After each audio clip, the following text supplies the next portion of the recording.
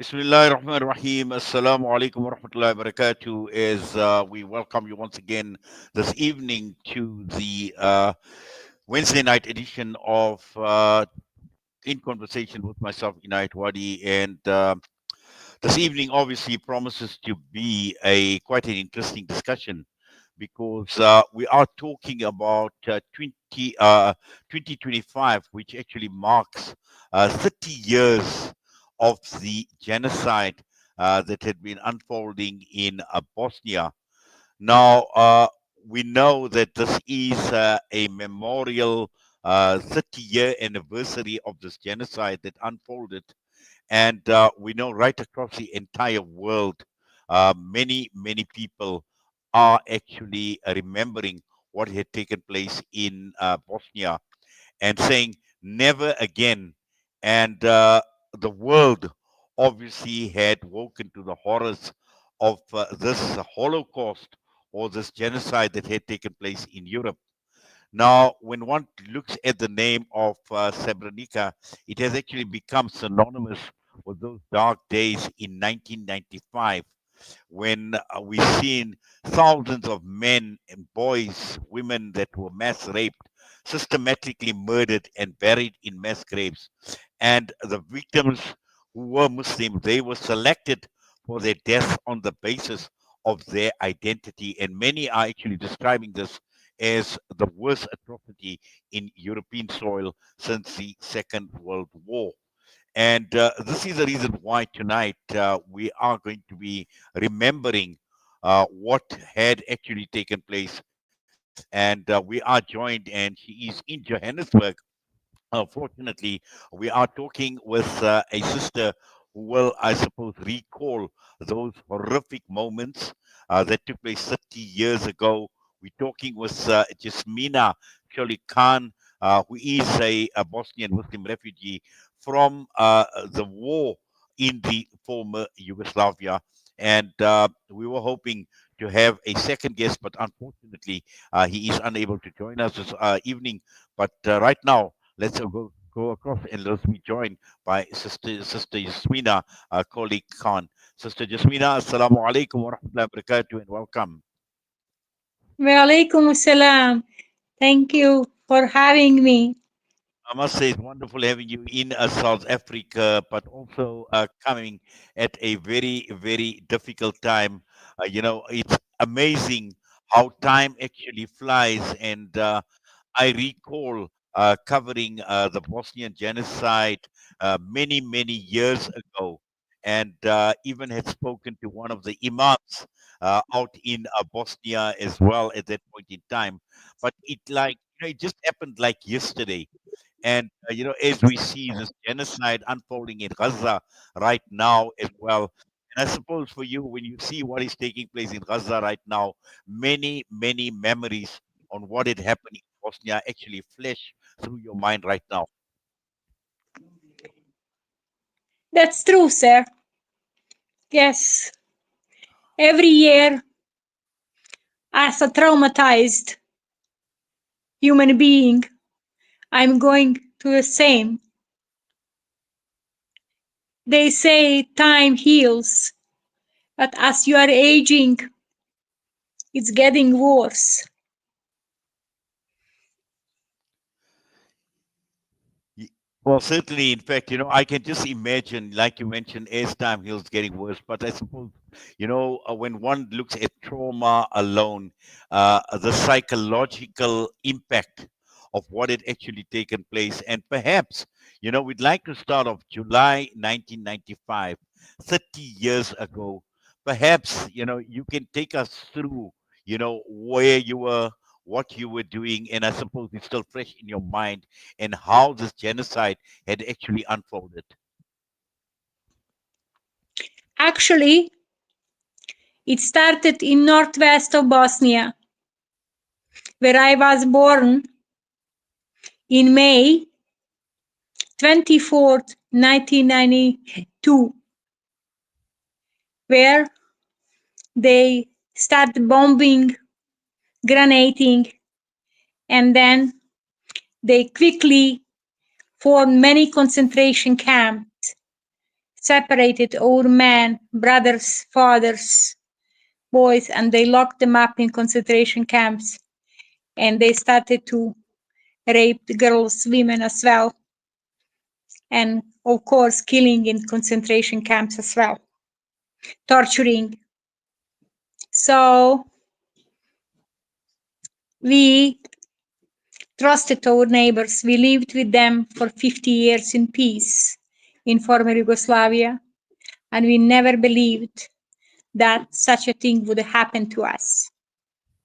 So, as I mentioned, northwest in Bosnia, where I was born, was killed 3,167 people without one single day of war, without single day of fight. So that was silent, and then started to move towards Bosnia through, of course, and they destroyed, for example, in my town, they destroyed 17 mosques. In a 2 weeks' time, they flattened them.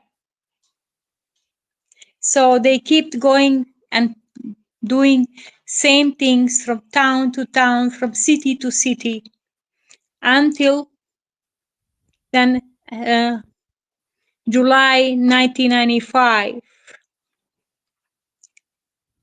I want to mention as well Sarajevo as a capital of Bosnia itself was longest in a war history sieged city, surrounded with heavy artillery and weapons from Serbs and snipers that they were hired from Russia, from Serbs themselves, killing our children, our civilians, while they were staying and watching and waiting for piece of bread or water. Moving to through the Bosnia, at that time, I managed to escape through the German Red Cross to Germany with my 8 months old baby. In the meantime, I didn't know, but they killed my husband, two brothers of my husband, my father-in-law, and they beheaded my father in front of house.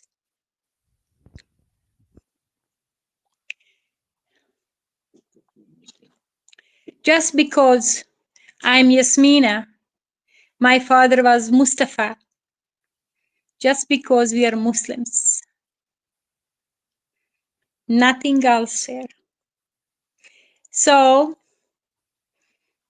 as I mentioned, I was already in Germany in a refugee status. My brother was locked in concentration camp. I didn't know. In that meantime, is my husband alive or anybody of I only find out about my dad that he was beheaded because I seen it in a front alley of our home.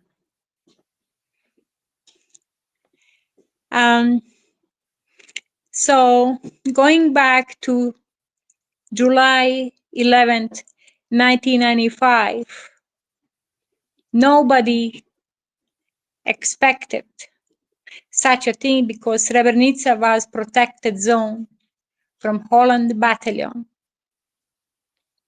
Many men, non-armed, women, children, civilians were in that enclave as a protected zone.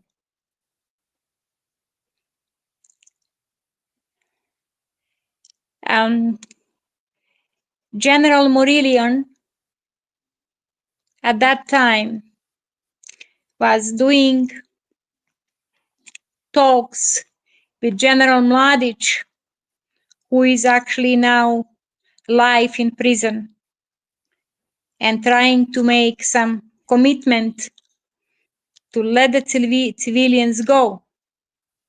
They promised, but when the battalion, Holland battalion left, they simply walked in. They again did same thing. They separated men and boys.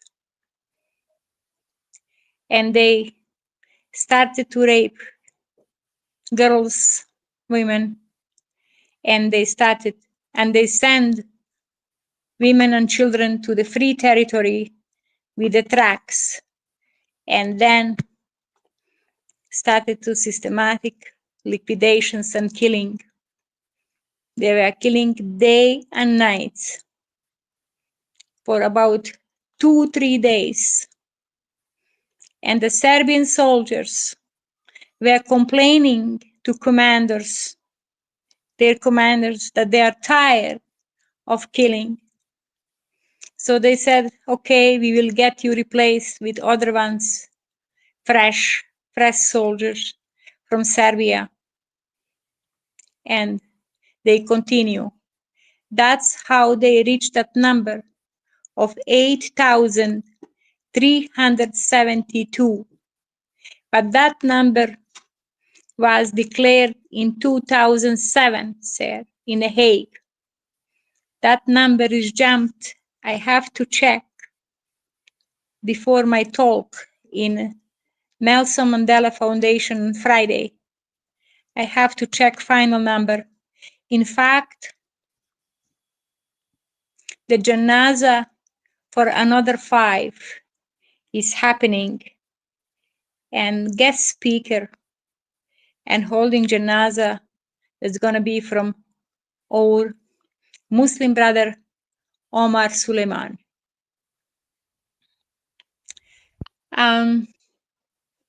Yeah, then when they finish killing and hunting them all over,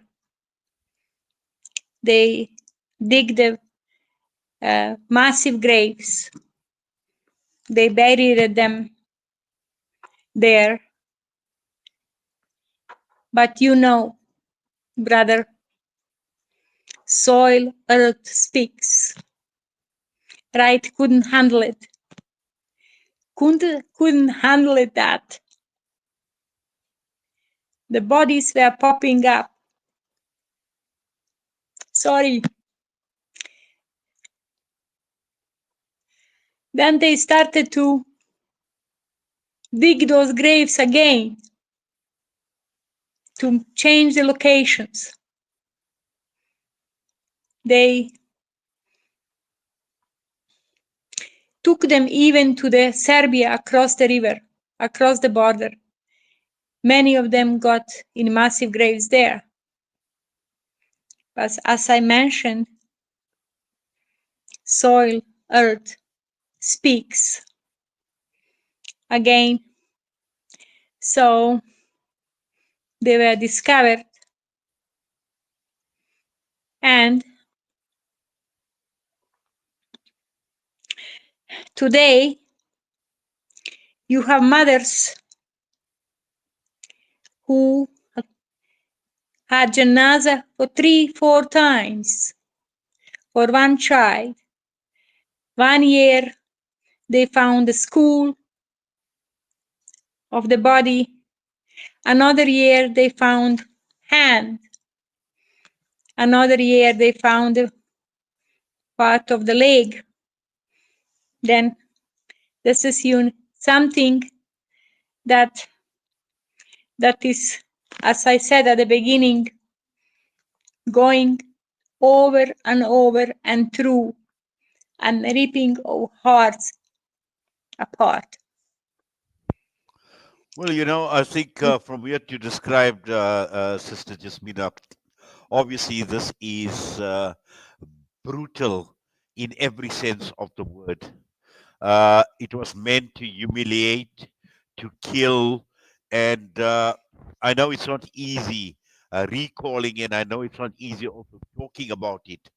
But at the end of the day, one needs to talk about it because, as I mentioned in my introduction, the worst single atrocity in Europe that had taken place. The key question here is looking at the brutality and the cruelty of the Serbs in your mind. What made them so cruel? What made them so brutal? To the extent, like as you mentioned, janazas being performed over and over again, the janaza of the hand, the janaza of the leg. And I'd like to also come back to the women as well. You spoke about the rape of women as well, which is another topic which I will be coming to. But just looking at all of this and looking at why the Serbs were so brutal towards the Bosnian Muslims. Um, in their minds, I mean political minds, um, after Ottoman Empire, they have a dream about greatest Serbia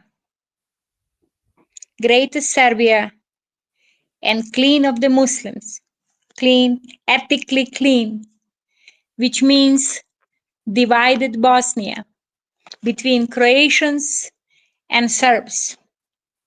So that dream is old, and this is not first genocide. This is 10th genocide since Ottoman Empire was.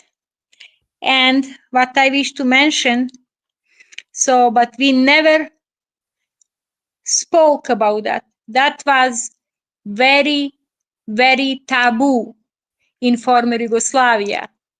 Nobody ever mentioned the word about. Even my father who fought Germans in Second World War and came out with honor, never mentioned the war. Otherwise, oh, they would have finished like how you had um, the jail for where Nelson Mandela was and our loved brother Ibrahim Chota. We had also called island where they would send them there just because we are Muslims. And Europe also, today European Union, they simply don't want to have Muslim state in the heart of Europe. That's why they watched coldly what's happening. They could help, but they didn't. In fact, they put sanctions on us on the weapons, and Serbs had open hands. So that's the Serbian dream. And tomorrow, or in 10 years from now, they would do the same thing, even the worse. They would form second Gaza. Croatians are dreaming about south part of and western part of Bosnia and get to Greater Croatia. Serbia is dreaming to, as I mentioned, to Greater Serbia, and they are working together with Europe to get that. And we will be locked, and they will control water, food, and everything what comes to us just to breathe, like how they are doing today for 75 years in Palestine and Gaza, horrifying things. That's the main reason why they did And that's the main reason why they would do it again in cooperation with Europe and the rest of the world, because there they had satellites at that time. They were watching what's going on like on a hand, but they didn't intervene. I want to mention to you the region where I was born. It's discovered massive grave of 400 people buried in like a biggest massive grave at one spot after Second World War, and concentration camps. They still don't allow us to mark places where was that happening. Not even single monument, nothing. So they are denying everything what they did. They denied genocide in Srebrenica as well in United Nations. Of course, Russia is supporting them. Yes, in fact, it's interesting, when we speak about Yugoslavia, we talk about Eastern Europe and in the communist era, particularly with regard to Russia. But I think what is very, very concerning, and when I look at the parallels on Serbia, and you speak of Greater Serbia, and we hear of Greater Israel at this point in time. You speak of ethnic cleansing in Bosnia. We're speaking of ethnic cleansing in Palestine, in Gaza, which is a plan right now, is Benjamin Netanyahu is meeting Donald Trump as well. And that plan is there. And what is even more concerning is, Sister Jasmina, is you are still very, very fearful that this will actually come back because, you mentioned Europe. And when we look at nationalism returning to Europe as well, and this ghost of nationalism could easily return to Serbia. And this is the reason why Bosnia and why you are very, very concerned right now as we speak. Um, um, I believe, as I mentioned, and it is rumors that they are going in the air, that they have a plan to do it again and turn that part of Bosnia where the majority of Muslims of 2 millions turn in a Gaza, in a second Gaza. Actually, in one book I read, I can't recall now the topic, I read many books. Bosnia was first test before they, as a test for what they are doing now in Gaza. They wish to test how much defense Bosnian Muslims can give, how much they can fight to protect their own people there. And they will do it again, sir. Well, certainly. They Let's will. just spend a few minutes. Let's talk about the women in Bosnia, because Yes, this is an aspect that, as I mentioned to you earlier on, I covered many years ago, specifically focusing on the women, on how they were humiliated, on how they were raped, about many of them even falling pregnant and giving yes, birth to those who had yes. actually raped them, to the extent that they were even ashamed to tell their children who the father of the child is. That's true. It is organization in Sarajevo that is covering that, and those kids who were born, mothers actually didn't wish them. So they give them away to the orphanage.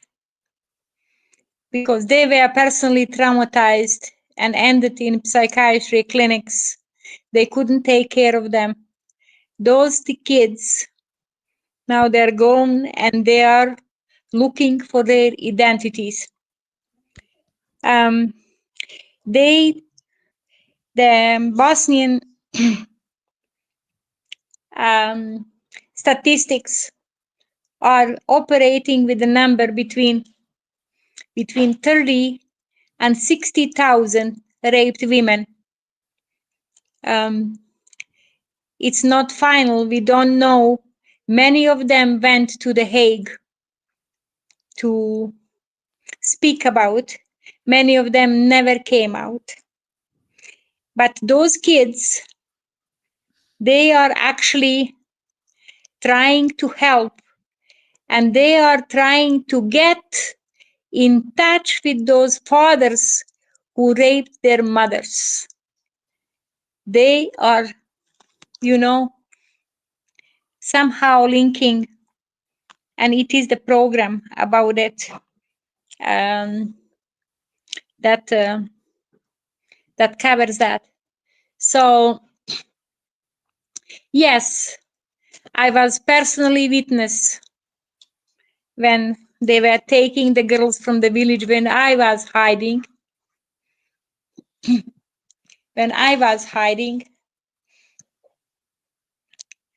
And they would take them so early evening by saying that they are taking them to clean some places, and they would return them in the morning completely out of their minds. One of them was my neighbor. She was only 16. So, yes, did I answer your question? Yes, you did, because I think this is obviously an area where we've seen, even when the whole question came up to the United Nations and the War Crimes Tribunal, and how rape had actually featured very, very prominently, where soldiers described the torture, the murder, the abduction of these women, the sexual enslavement, virtually they, and from what you're describing as well, that these women were actually made to become sex slaves, and also to make them pregnant, to impregnate them. This actually was actually done on purpose in the name of ethnic cleansing. That's right. That was the part of structured plan, and plan was called frame. It was plan also raping as well. Soldiers or non-soldiers, neighbors, former friends, they were doing systematically that. So, in fact, 2 years ago, I personally had an interview with a lady who survived concentration camp. She's judge, and she used to be a judge. Now she's retired. And all those women in concentration camp, they were raped systematically and killed. She and another one survived as a witnesses. One is in Croatia and one is in a city that is just 11 kilometers from the town where I was born. In fact, one lady lives in Edmonton as well. She was Hague witness. She was raped in front of her daughters. One of the daughter is married to a member of Bosnian society, and I'm teaching their kids Bosnian language. She is totally traumatized and she doesn't come out. She's carrying that inside her, but she's happy that she's alive and she took her girls alive. It was a city called Visegrad, that a city on the river Drina between Bosnia and Serbia. In that city, they had hotel just for raping girls and women. And Canadian General Mackenzie also participated in that together with Serbs. They served him those Bosnian girls. When he came to Edmonton, one of our ladies literally attacked him with questions. So he left quickly. And the interview that she gave never came out in a newspaper. Yeah, that hotel was very well known just for that, just for raping. And then they just would kill them and throw them in a river, Drina, or let them go like that. If they survive, it's okay. If don't, like this one that is alive in Edmonton, she survived that. Yeah. Yes. No, I think also, how does one actually pick up the pieces after having gone through an ordeal like this? And I'm sure you've had the opportunity, Sister Jasmina, to speak to many a victim. I know you mentioned the two that you spoke to, but many other victims who are in Bosnia, who are unable to make a life for themselves. I mean, how have they picked up the pieces? How are they surviving? Um. Yeah. Sarah, when I moved to Germany, when they moved me, um, I I got shocks. I got real shocks. What happened to me? I wasn't raped. Post-traumatic, so stress disorder. Luckily, I had good support from German family who stepped in and found me help because I had a baby with me. So after 6 months therapies and everything, they suggested me to enroll myself in a German classes, language, then slowly to build, which I did. But my okay, so anyway, I did that and I became president of women's Bosnian group. So I started gathering them and we were collecting hygienic packages during the wartime, sending to Bosnia. That helped me personally. That helped many of them who went through similar situation like me. And then gradually I build up somehow my life. But trust me, my husband is witness. I'm still suffering from nightmares every spring. It starts sometimes in May, June, and ends sometimes in fall time, autumn. And I would have just wake up and scream completely with wet hair, my clothing, going from massive grave to massive grave, looking for people, going through the things over and over. And trying to find body of my father that I never find remains. You know? So that's how in Canada I started to be active in our community, in our Bosnia and Herzegovina community that is quite strong and registered in 1993 when the first concentration camps survivors arrived.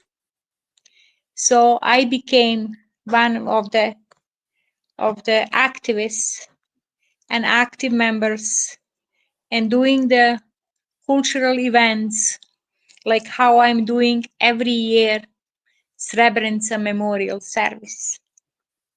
I became director of tradition and culture in Bosnian society for many years, and also special satisfaction for me is an healing. I'm teaching our Bosnian kids Bosnian language, history and geography, and what happened in Bosnia. Well, obviously it's a history that can never ever be forgotten. And what we want to do right now, Sister Jasmina, is I want to take a quick ad break. We're going to put you on hold and we'll be back to continue. Okay. Valley's Motor Spares. We supply motor spares and accessories for all makes and models of motor cars, LDVs, bakkies, trucks, and earth-moving equipment. We deliver on time, every time. Please contact us via WhatsApp on 014-592-0925 or call 014-592-0925 or visit 28 Zenderling Street, Rustenburg. Remember the name. Valley's Motor Spares. Kids these days are smart, and when you're competing for their attention against their smartphones, you need to make smart choices, like using Sunfoil triple refined pure sunflower oil in every meal you make. It's naturally cholesterol-free and approved by the Heart and Stroke Foundation as part of a balanced eating plan.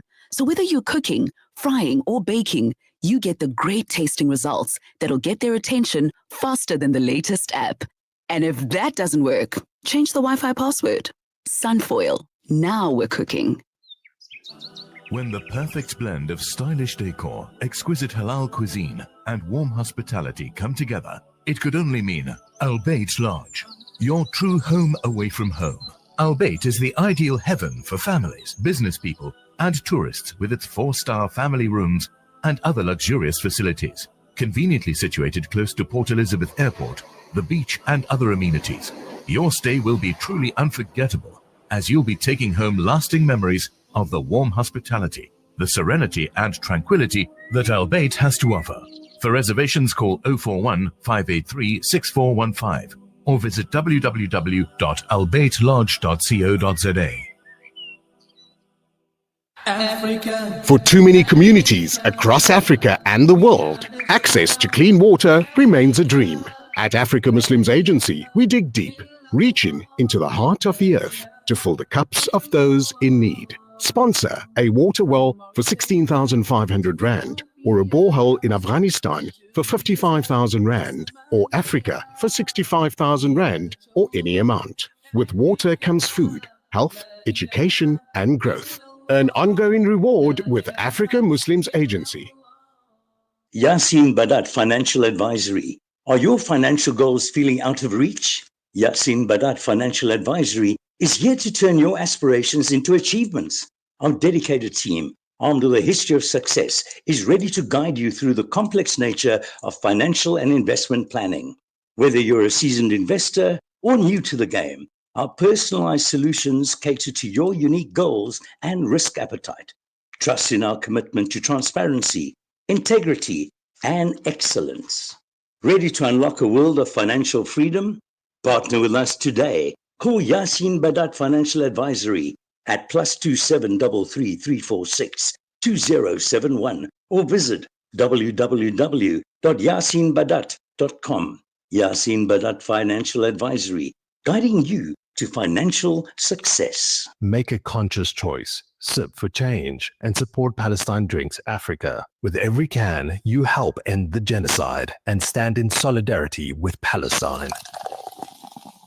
Choose between our original or sugar-free options available in a case of 24. Every sip is a step towards justice. Every purchase a powerful message of unity and support for the Palestinian cause. Contact 082 888 1440 or 082 7739 556 today and be part of the change. Palestine Drinks Africa. Sip for change. Liberty for everyone. Listen to something fresh. Listen to Salam Media. Well, we continue our discussion this evening with my guest who is in South Africa, Jasmina Colic-Khan. We're talking about the Bosnian Genocide, remember 30 years later. And yesterday, we also saw in the UN General Assembly where survivors have been calling for truth, for justice, for being vigilant, and also at the same time as we reflect on the worst atrocity in Europe since World War II. We need to remember, we need to honor the victims of this genocide. And clearly, Sister Jasmina, there are many, many dangers as far as forgetting, because like you mentioned, families are still being scattered. As you mentioned, the remains, are found, parts of their bodies are still missing. So people don't get closure. You yourself spoke about your father being beheaded, and I suppose you haven't had any closure or come to terms with the brutal manner with which he was killed as well. And I suppose looking at the new generation of Bosnians and even those that were born after this genocide had taken place, I suppose they are still asking many, many questions. Yes, I mentioned my son Mustafa, who is named after my father, but my father was still alive when he got the name. So he faced it that first time in 2014 because they discovered in a massive grave his father, his uncles, and his father-in-law, his grandfather. So him, as the only survivor from family, from man's side, my mother-in-law survived. She died 2 months ago. So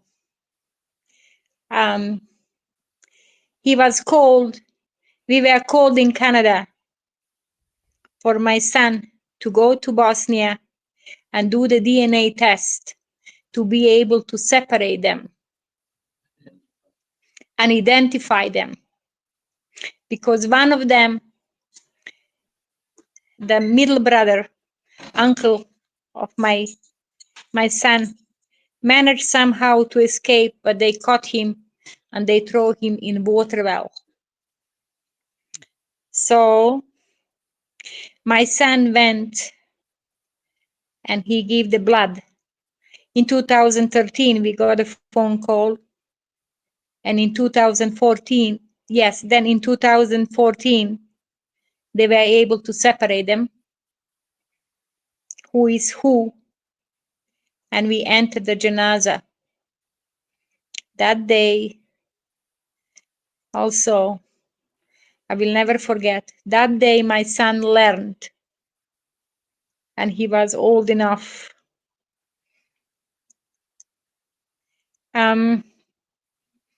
That's how through some situations like our situation in family, he learned on a, I would say, on hard way. I tried to save him from all those things, but as only survivor, he needed to go and face it, but he needed to face.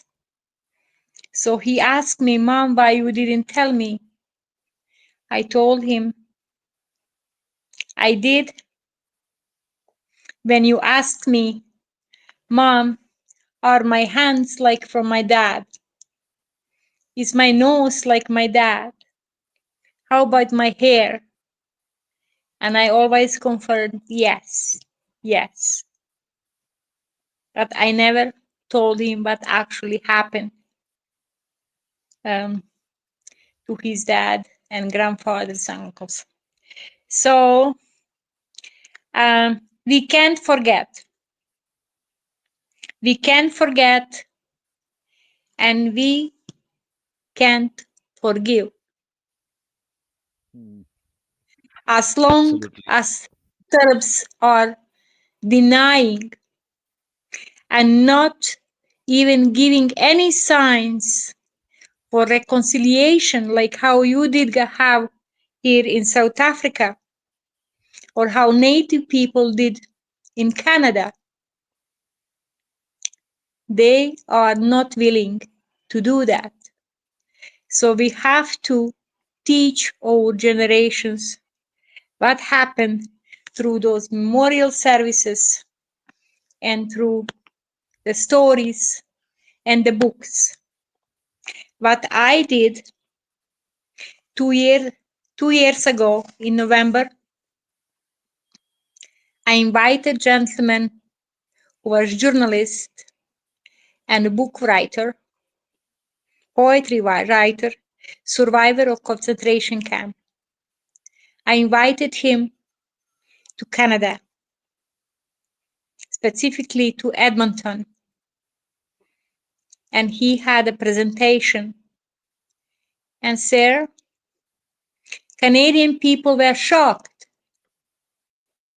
He spoke because him and his 16 years old son were locked and tortured. And he described in a details, and they asked him questions. So that's how I am doing. That's how I am teaching my son and other kids in Bosnian community not to forget. In fact, on Sunday, it's gone on on Sunday, sorry, in Edmonton, in a city hall, is going to be memorial service for Srebrenica. And what I do, I ask the mayor of the city for signing proclamation of Srebrenica every year. I send that application, and it just came out. I send it all over in a Facebook and my community to post it through. And please, if you have a time with your colleagues, with your friends, come on Friday to the Nelson Mandela Foundation at 2:00 right after Juma. Skip your lunch and come and join us. I will give a talk, and you will find there lady, her name is Farida. Farida, she is from our sister-in-law, sister. She went and she visited Bosnia, and she visited Srebrenica Memorial Center. I spoke to her a week ago. We talked, and I asked her, how did you feel? She said, Bosnia is beautiful all over. But when I entered Srebrenica, I couldn't sleep. I can't forget. It's still in my head 2 years after. 2 years after, I'm carrying this. She's gonna be on Friday too as a witness. Well, inshallah, we certainly will be coming through. In fact, I have seen the poster, I have Thank seen the you. invite as well, and we certainly will encourage people. We will obviously promote the event that is taking place on Friday, Sister Jasmina, and I'm sure that there is a lot more to share. But just finally, Yeah. looking at justice, do you really think, and do the Bosnian people really think that justice has been served? We know that Never. many appeared in the International Criminal Court, but again, people are possibly living at peace in Bosnia, but there are many people that are living without dignity because their dignity has been taken away as well. And again, what happens when Bosnia is no longer in the headlines? What happens when the graves are found? When everything else is cleared? Is justice still going to take place?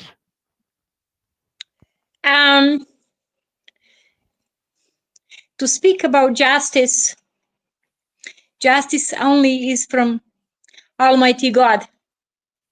First of all, Serbs, they got over 800 years in a jail, in dungeons across Europe.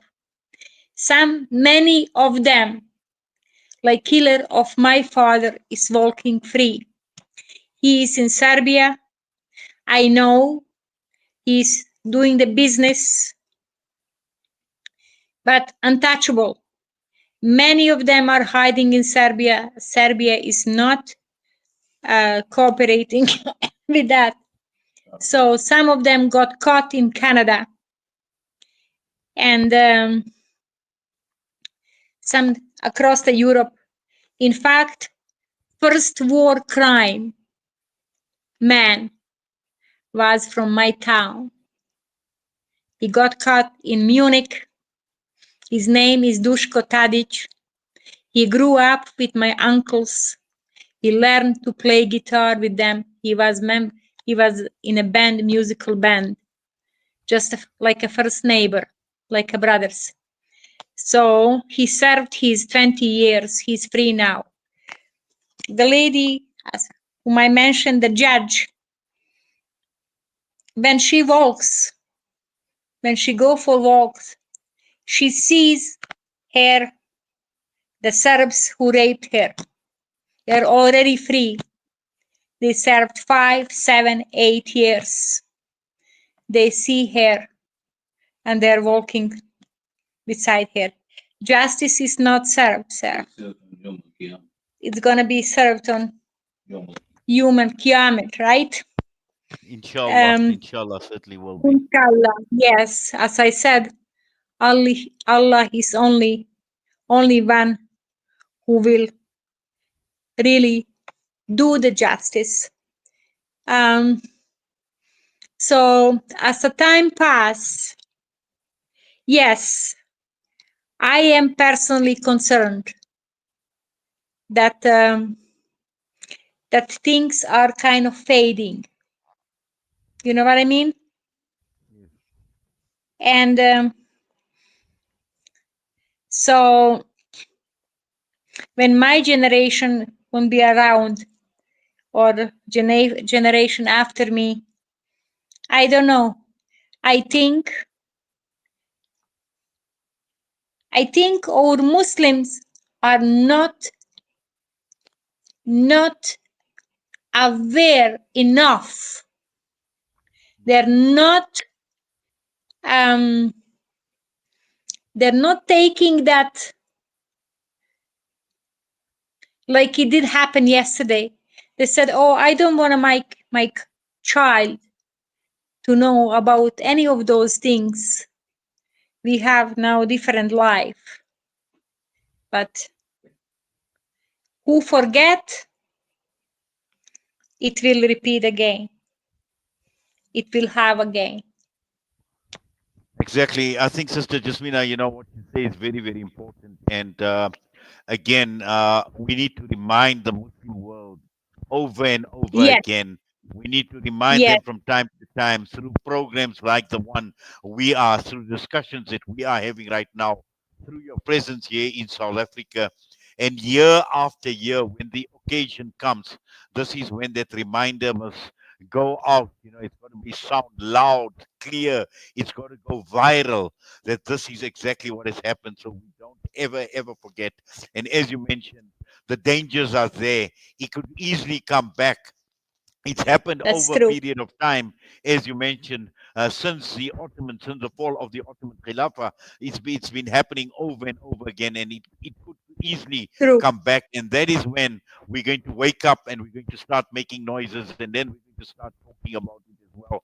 But again, we don't realize what impact the scars, the deep scars that people are still carrying today, 30 years later. I'm sure you'll unpack a lot of that, inshallah, and the other sister, Sister Farida, on Friday.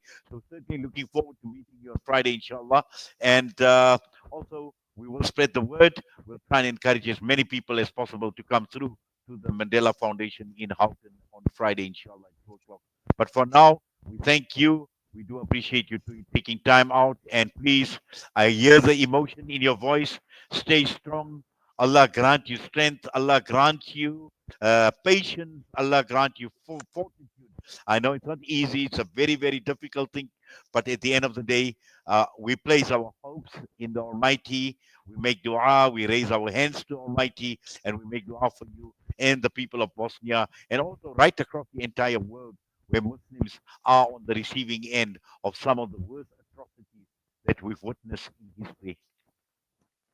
Yes, sir. In the name of God, the most merciful, most compassionate.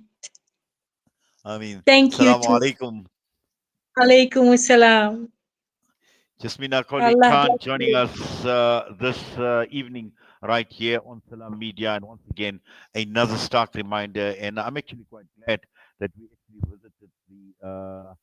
revisited the 30th anniversary of the genocide that has unfolded. And from what you described, really brutal in every sense of the word.